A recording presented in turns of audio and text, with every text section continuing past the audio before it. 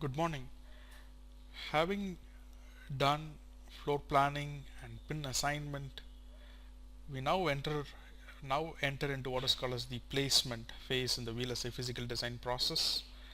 As I've already said, the floor planning phase is more of a tentative phase, and in the placement we take a definite decision regarding the position of the blocks.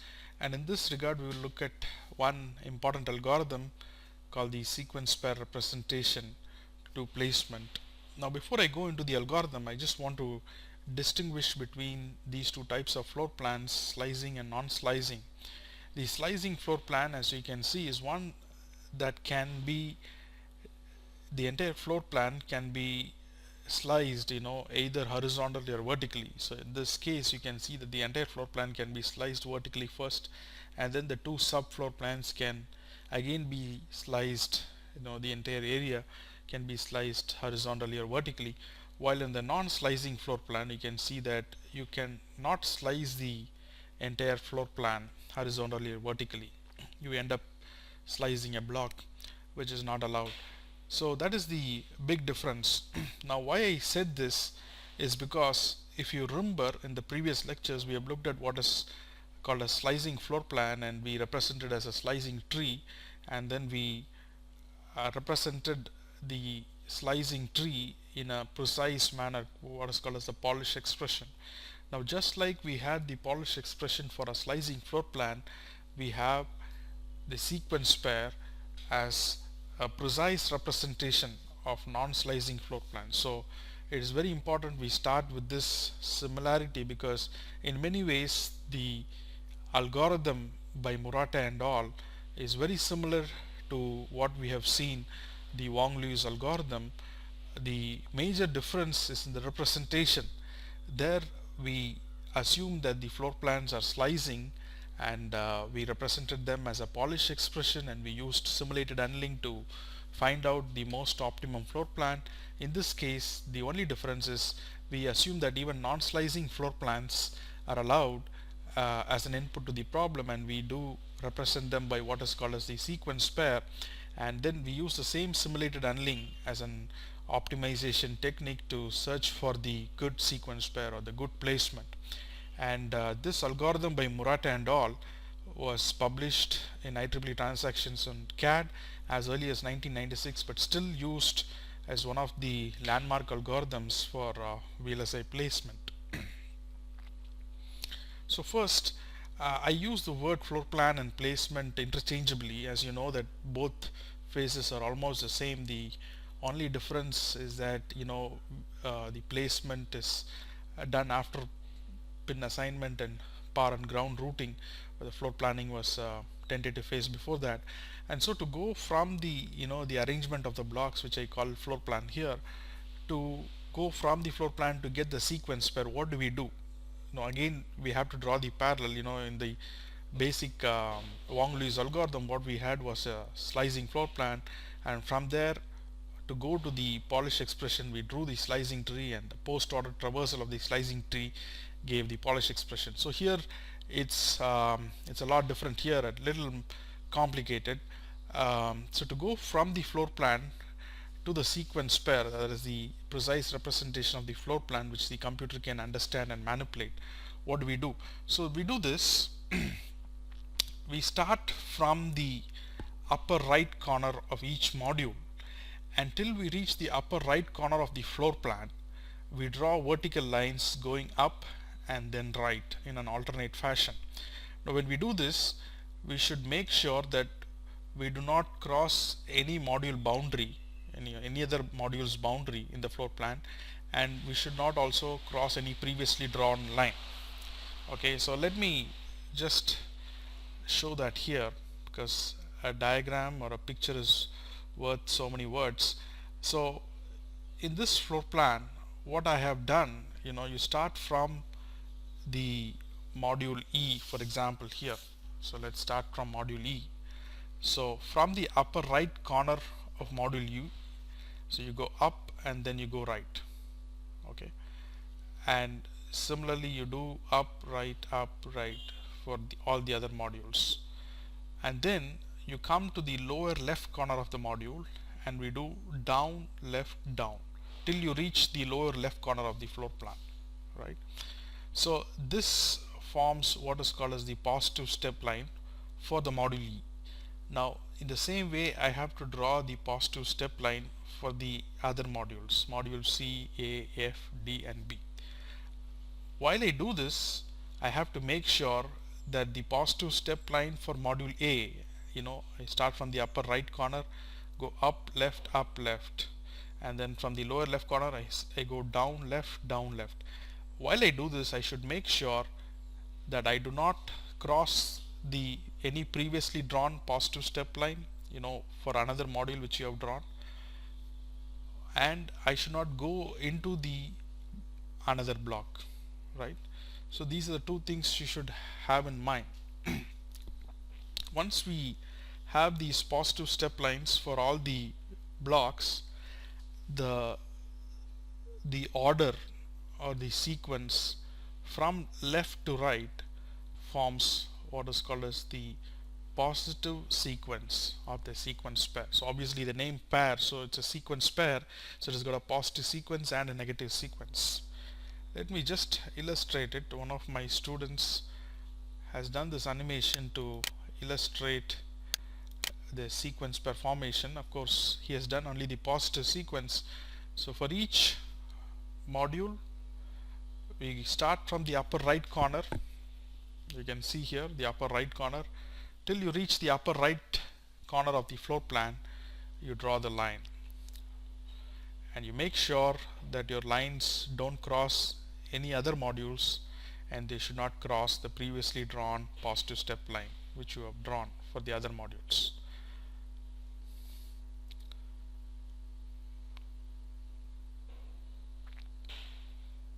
F and then now B. So I've made sure that I have drawn the positive step lines for all the modules, right? So this is the positive sequence E, C, A, D, F, B. So from the left, the order of these lines, the positive step lines, you call it the positive sequence E, C, A, D, F, B. Now having drawn the positive step lines and we have found out the positive sequence, we should do a similar exercise, what is called as the left up line and the right down line, right? For the same floor plan, if we do this, you see here left up and then right down, and the left up, as usual, what we have done, so you just do it's like the corollary of the positive step line. So instead of going to the upper right corner, you now do the upper left corner, go to the upper left corner.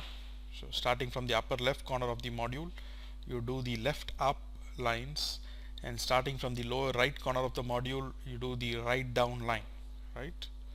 So from the upper left corner, you do the left up lines, right?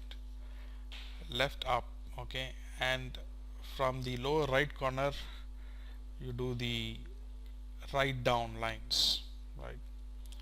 So you have these are the negative step lines. So left up, left up, left up, left up for all the modules, and from the lower right corner you do the right down, okay, and of course we have to make sure that they don't overlap. And then in this order, the upper left corner, the order here, that forms the negative sequence. So the order among the negative step lines from bottom to top forms the second sequence. So you have to start like this. In this way you can do it here, right? You can either do it here. So F, C, B, E, A and D. So in this order, that's very important. Now Now the authors who proposed this algorithm showed that the positive step lines do not cross each other. They have shown that it is possible for any arrangement of modules, it is possible to draw positive step lines and negative step lines that do not cross each other. So here I just show both the positive step lines and the negative step lines for the same problem here. And now you have this as the positive sequence, ECADFB, and FCBEAD as the negative sequence. So these together form what is called as a sequence pair. So this is the sequence pair representation of this floor plan.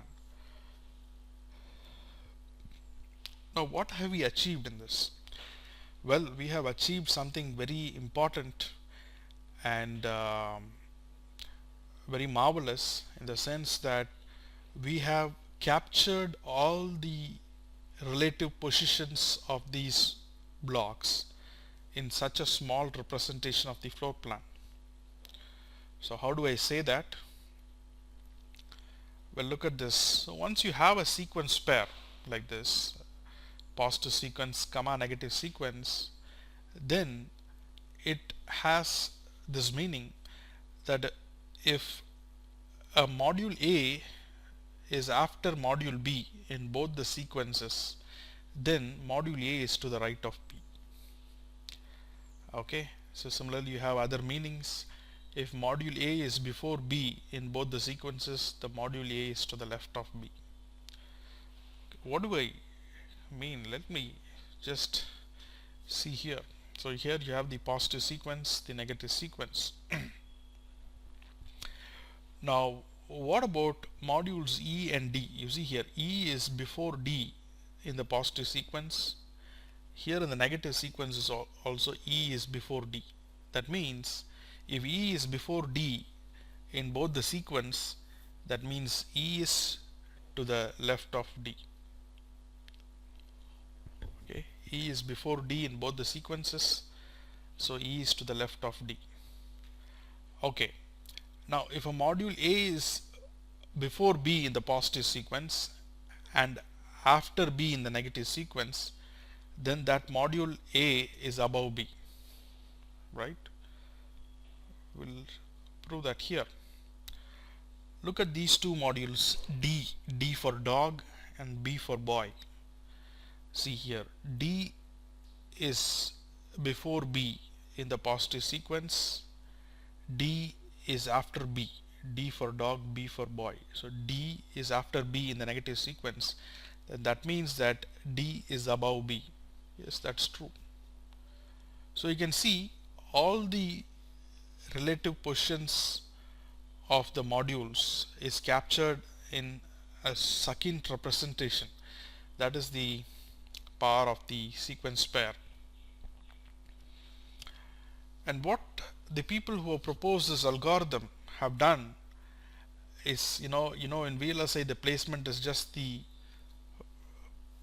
arrangement of blocks in a non-overlapping fashion so that the overall area is conserved. And generally in any optimization problem we would like to have a finite solution space, because if the solution space is finite and if we know that it has the optimal solution, then we can search through the finite solution space and arrive at the solution. Now Murata and al. Have proved that the sequence pair representation generates a finite solution space over which you can search for the optimal solution.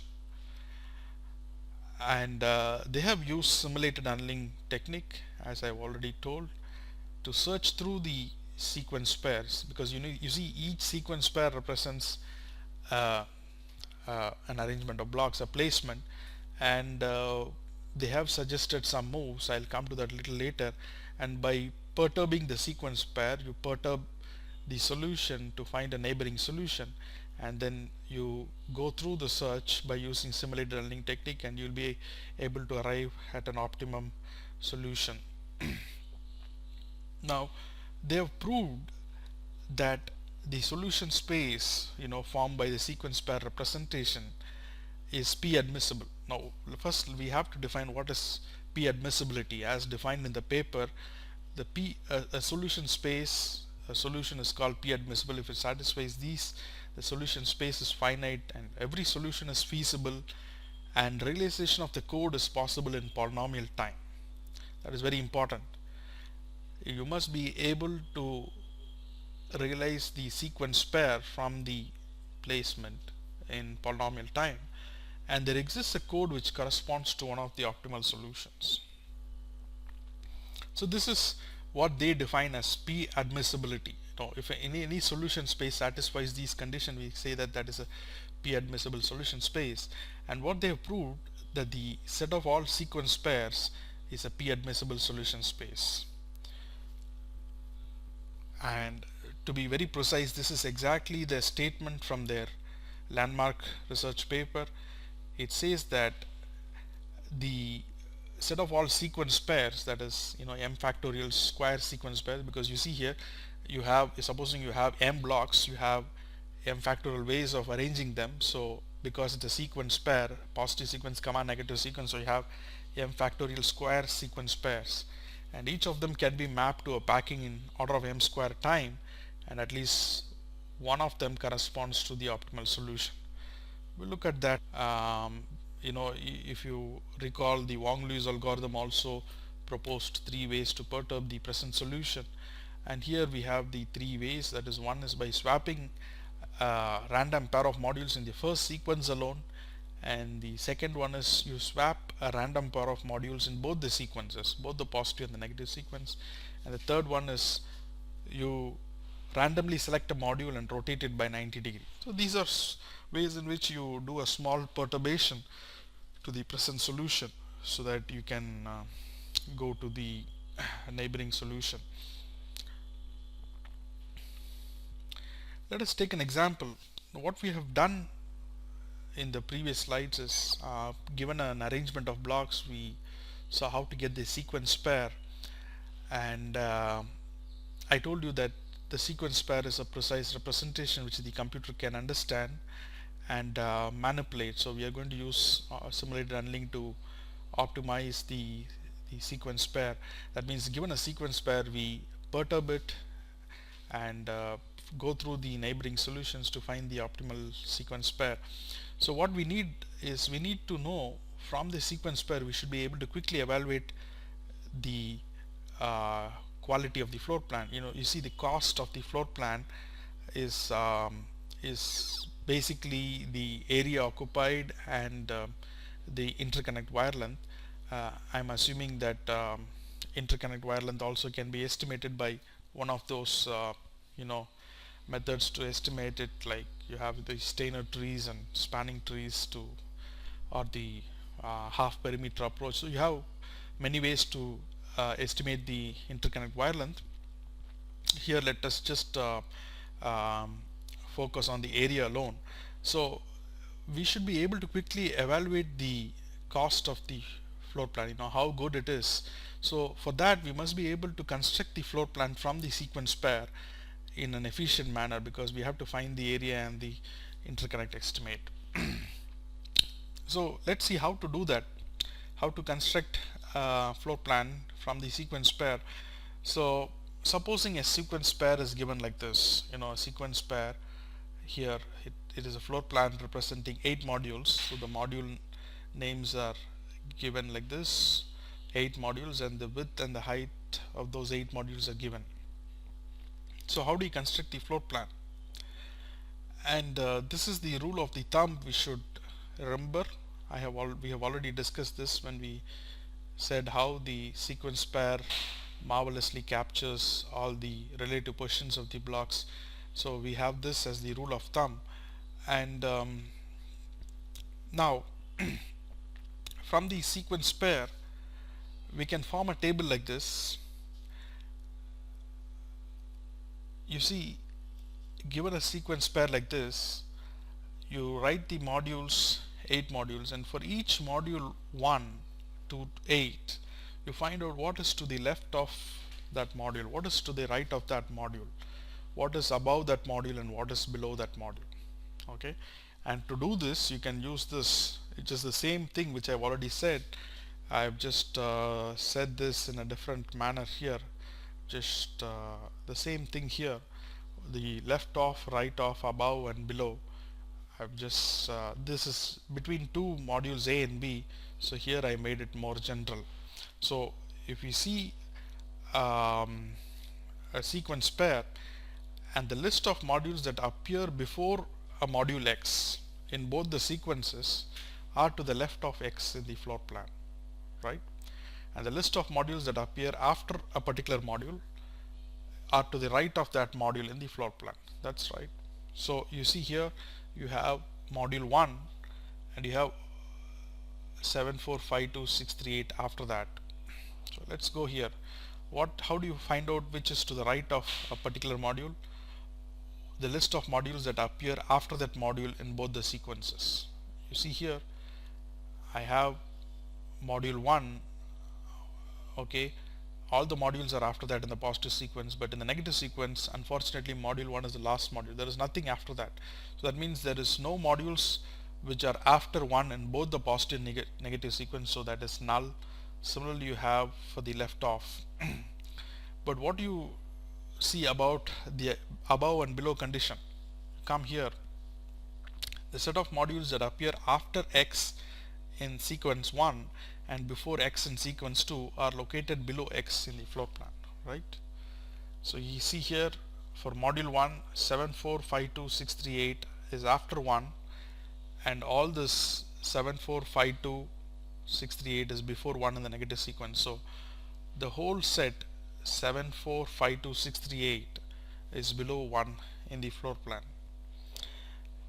I hope you can do this. It's just a small exercise.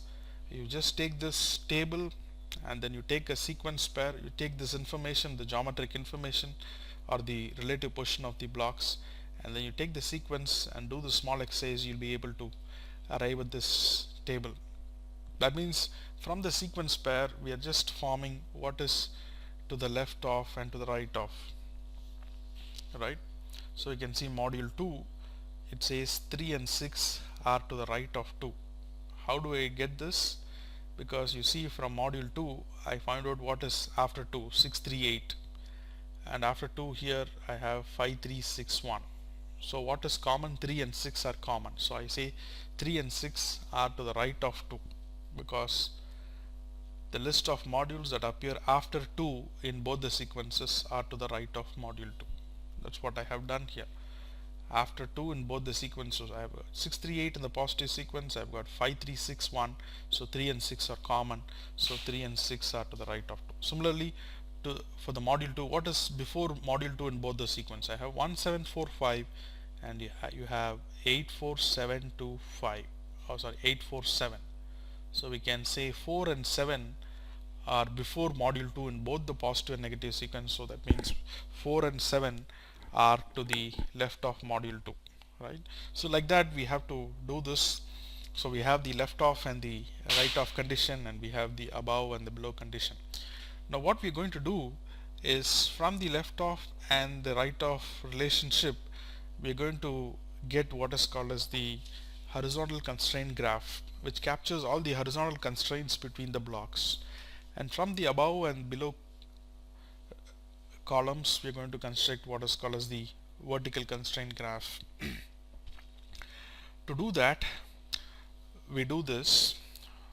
You see, to get a rough location for the blocks, what we do, we just take a grid according to the size. Supposing you have 8 modules, so you take an 8 by 8 grid and then you rotate the grid by 45 degree. So you form an oblique grid like this, right? Now once you have the oblique grid, you write the positive sequence in this manner, right? You see here the positive sequence is 17452638 and the negative sequence is 84725361. So take a grid according to the size of the blocks, number of blocks. You have an 8 by 8 grid, and then you write the positive sequence in this manner and write the negative sequence, Now when you have the block 1 or the module 1, you see 1, and where it coincides with the 1 from the negative sequence, so there is module 1, right? So that is module 1. So you have module 7, you have 7 from here and 7 from the negative sequence. When the line from both the positive and the negative sequence coincide, that is the approximate location of module 7, right? The same thing you do for the other modules. 4 of the positive sequence and 4 of the negative sequence, where do they meet? That is the location of module 4 in the floor plan, right? So like this we do for all the other 8 modules, so we get this as the approximate location of modules 1 to 8. Now from this left off and right off relationship, I'm going to put some arrows. I'm going to draw some arrows on the floor plan. So I have the module 1. To the right of module 1 there is no module, right? So what we do is, along other than the 8 modules, we also attach what is called as the source module and the target module. Okay, so to draw the horizontal constraint graph, I said that the left off and the right off relationship are used to draw the horizontal constraint graph. And so at the leftmost edge, left of the leftmost block, we put the source, and the right of the rightmost block we put the target. Okay, and this is for a reason. You will understand that as we go through this. And so to the right of module 1 there is nothing, so this module 1 you directly connect to the target. To the left of module 1 also there is nothing, so this you directly connect to the source, like this. So just use the arrows. You have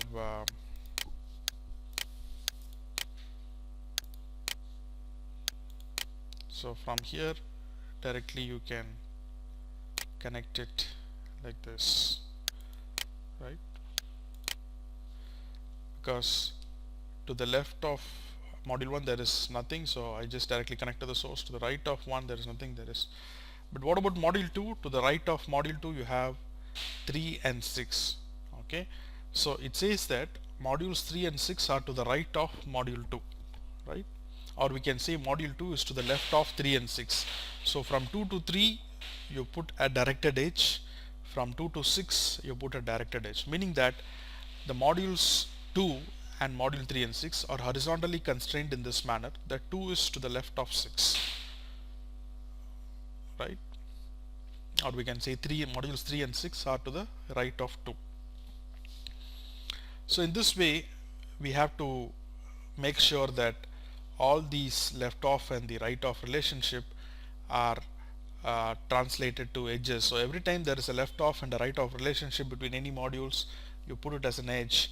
So if you put that, you get what is called as the horizontal constraint graph. So this is the horizontal constraint graph for the floor plan for the sequence pair which we have.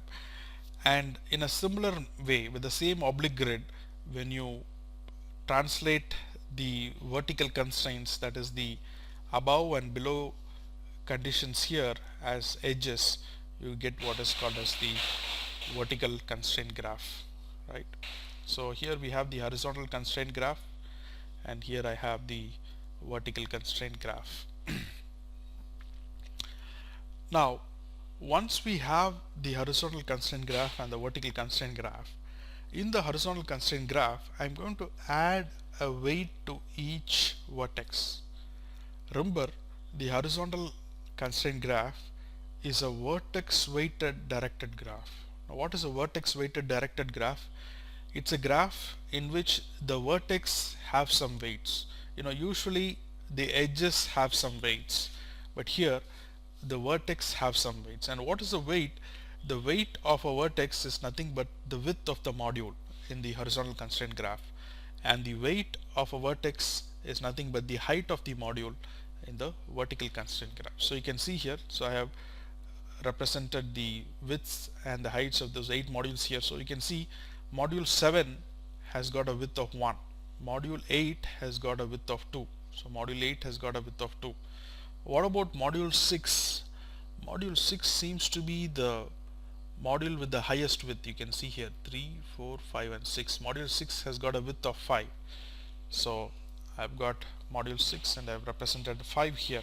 So we associate the width of the module as the weight to the corresponding module in the horizontal constraint graph, and similarly the heights in the vertical constraint graph. Now once we do this, you find out what is the longest path from the source to the target. So see, supposing I take this path, then I have from the source I've come here, then once I've come to module 2, it is 3 plus 1 plus 3. So from the source to the target, I have 7 as this cost in this path. While if I take this, I have 3 plus 3 plus 5. So I have 11 as the cost. So we have to find out the longest path from the source to the target. Now the longest path from the source to target corresponds to the width of the floor plan, and the longest path from the source to the target in the vertical constraint graph corresponds to the height of the floor plan. Right. Now once we do this, we can find out the lower left corner, the coordinate of the lower left corner of each module in this fashion. What we have to do is, in the horizontal constraint graph, what is for each module, what is the longest path from the source? Supposing you take module 7, what is the longest path from the source? There is only one path, so you just have to put 0. The longest path to the source, from the source, excluding the module itself. See, for example, let me illustrate with this module 5. The longest path to the source is through this module, and you exclude the module itself, so the longest path to the module 5 is 3, right? So longest path for the module 5 is 3. So that's what I have said here. The longest path lengths for the modules in the HCG, okay, and we exclude the module itself, so that corresponds to the coordinate, the x coordinate of the lower left corner of the module. Let me just say that here again. You see, you can take module 6. What is the longest path from the source? And when you find that, you exclude the module weight itself. You know, this 6 has got a weight of 5. So the longest path, I would say that it is through this. So it is 3 plus 3, 6 for module 6. So for module 6, the longest path from the source to the module 6 is 6. Right. Now the same thing I have to do in the vertical constraint graph. The longest path from the source to any module. So I have, start with module 8 here. The longest path from the source is just 0. So for module 8, the longest path is 0. And for example, if you take module 7, the longest path is 4 plus 5, so it's 9. We exclude the weight of the module itself. Module 7 has got a weight of 2. We exclude that. So the longest path from the source to the module 7, excluding the module itself, so that becomes 4 plus 5, that is 9. So for module 7, the longest path is 9. Now once you form this table, again all of this can be automated. It can be done in polynomial term or even lesser than polynomial time by a computer. So once you have this table, so this comma this is the x comma y coordinate of the lower left corner of the module in the floor plan. So from this table you can construct this floor plan, right? So you see module 8, the coordinate of the lower left corner is 0 comma 0 is origin. So at the origin you place the lower left corner, and of course you have the width and height information. You have module 8 has got a width of 2 and a height of 4, so you have module 8 here, width of 2 and a height of 4. And then you have module 4 above it is 0 comma 4, so module 4, so you have this 0, 4. So you can construct the floor plan from the sequence pair in this manner. So once you have this floor plan, you can quickly estimate the area as 165, and if you have the information about the pins, you can also estimate the wire length. So you can quickly estimate the area, total area, and the wire length, and so you can have an estimate of the quality of the floor plan or the cost of the floor plan, and then you can save it in an array, and then again perturb the solution, go to another sequence pair, again quickly uh, uh, uh, form the floor plan and estimate the cost. So that is the advantage, that we are able to, although the process looked little laborious, if we can program the computer to do it, will be in a fraction of a second. So we can quickly estimate the floor plan area and the wire length estimate, so that we can quickly know the cost of a floor plan. Now in this example, I just wanted to illustrate some moves. Let us take the move 1, which is swapping a pair of modules only in the positive sequence. So here to the basic sequence pair we called it SP1. We call this as the SP1, that's the sequence pair. We swap modules 1 and 3 in the positive sequence alone. So we swap modules 1 and 3 in the positive sequence alone. So you can see that they are swapped, and this is how the horizontal constraint graph and the vertical constraint graph changes, and you get the floor plan. You can see that for this changed sequence pair 2, the area is 182. So this is in effect the summary. So for the basic sequence pair which we had initially, if we swap modules 1 and 3 in the positive sequence alone, so you get this sequence. So 1 and 3 are swapped, so you have 3, 7, 4, 5, 2, 6, 1, 8, and the second sequence remains the same. Remember, the move 1 is swapping a pair of modules only in the first sequence, and you can see that this is how it has affected the floor plan. So you can see a small change affects the floor plan, but here the area has increased, so it is something which is not desirable. Now let us apply the move 2. The move 2 is swapping a pair of sequences, a pair of modules in both the sequences. So here, let us just, as an example, let's say that we swap modules 4 and 6 in both the sequences. So from the sequence pair 2, if you swap modules 4 and 6 in this sequence pair 2, if you swap modules 4 and 6 in both the sequences, we get the sequence pair 3, and this is how the horizontal and the vertical constraint graph changes, and this is the floor plan. So here you can see that the floor plan has decreased. So this is in effect what the swapping has swapping has affected the floor plan in this manner, that when we swap 4 and 6 in both the sequences, the area has reduced. And one thing that is interesting is, in the sequence pair representation, if we swap a pair of modules in both the sequences, only those pair of modules are just exchanged. The locations are exchanged. So you can see here that when I swap 4 and 6 in both the sequences, 4 goes to where 6 is, and 6 comes to where 4 is. That's the only change. And so if a pair of modules are exchanged in both the sequences, this is how the floor plan affects, and in this case the area has reduced. So that is the essence of this algorithm. So once we have the sequence pair, and once we know how to estimate the area, how to get the floor plan, we can estimate the area and wire length, and so we can know the cost of it, and then so we can explore various sequence pairs, and then at one point you will be able to reach the optimal floor plan with minimum area and wire length.